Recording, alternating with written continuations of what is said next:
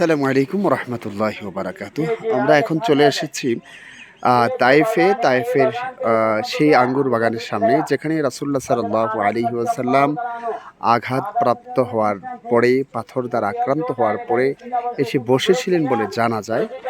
এখানে বসেছিলেন। এখানে একজন ইহুদি, তার পাশেই বাড়ি, ওই যে দেখা যাচ্ছে যেটা বর্তমানে মসজিদ, লক্ষ্য করে দেখুন ওই গম্বুজ দেখা যাচ্ছে।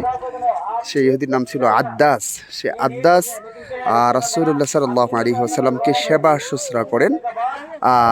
পরবর্তী সময়ে রাসূলের কাছে তিনি কালিমা পড়ে, কালিমা শাহাদাত পড়ে ইসলাম কবুল করেন বলে জানা যায়। এজন্য তার বাড়িটা পরবর্তী সময়ে মসজিদে রূপান্তরিত করা হয়। আমরা সেই মসজিদে নিয়ে যাব আপনাদেরকে। আমরা সামনের দিকে যাচ্ছি। দেখুন, আমরা এখন মসজিদে আদ্দাসের দিকে যাচ্ছি।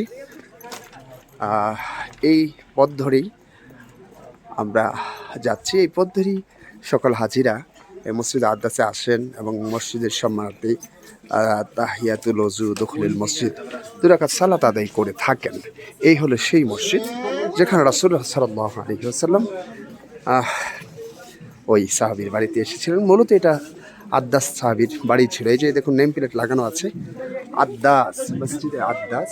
আমরা সেখানে আসছি। এটা হলো মসজিদে আদ্দাস। চারদিকে দেখানোর চেষ্টা করছি। এটাই মসজিদে আদ্দাস, এটাই মসজিদে আদ্দাস।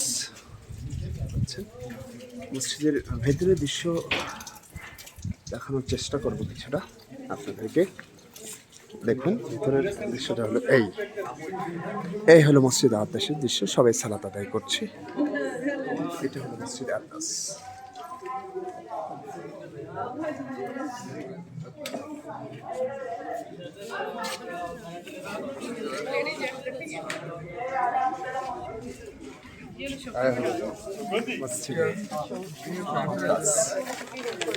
আচ্ছা, এ পর্যন্তই।